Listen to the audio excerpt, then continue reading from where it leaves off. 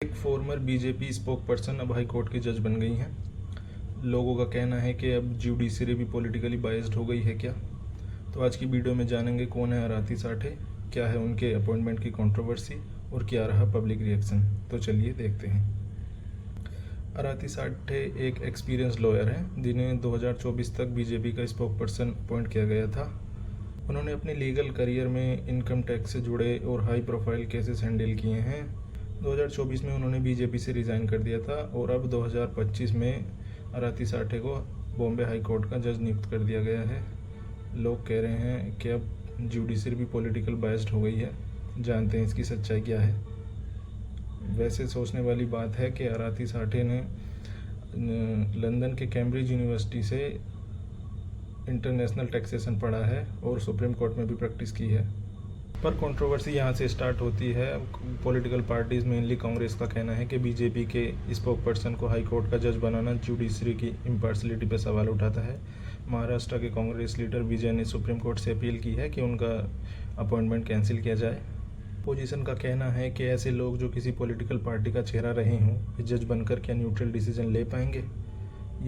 ये सवाल public trust और जुडिशरी की इमेज पर भी इम्पैक्ट डाल सकता है।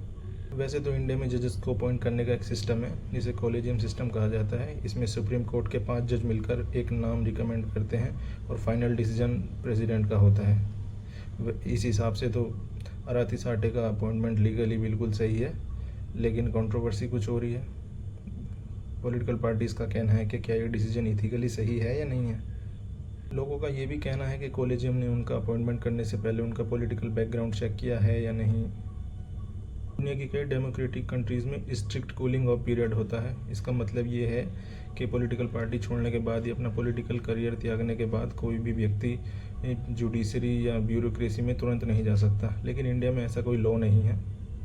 सोशल मीडिया पे लोग कह रहे हैं कि ये जुडिशरी का भगवाकरण हो गया, लेकिन वहीं कुछ लोग ये भी कह रहे हैं कि लीगल मेरिट पे फोकस करो, पॉलिटिकल बैकग्राउंड पे नहीं। तो कह सकते हैं पब्लिक डिवाइडेड है। कुछ लोग इसका समर्थन भी कर रहे हैं, लेकिन कुछ लोग ये भी कह रहे हैं कि ये फ्यूचर के लिए डेंजरस है। तो सवाल आखिरकार ये है कि पॉलिटिकल पार्टी से जुड़े हुए लोग क्या अच्छे जज बन सकते हैं। और दूसरा सवाल ये भी है, क्या ये एक सिंगल केस है या फ्यूचर में होने वाला कोई नया ट्रेंड है जिसका ये सिग्नल हो। वैसे आप क्या सोचते हैं, कमेंट में बताएं। क्या जुडिशरी में पॉलिटिकली न्यूट्रलिटी होना ज़रूरी है। अगर आपको भी ऐसे इम्पैक्टफुल वीडियोस और पॉलिटिकल या इंटरनेशनल मुद्दों से जुड़े वीडियोस पसंद है तो चैनल सब्सक्राइब करें और शेयर करें अपने दोस्तों के साथ। Thank you. मिलते हैं अगली वीडियो में एक नए मुद्दे के साथ। धन्यवाद।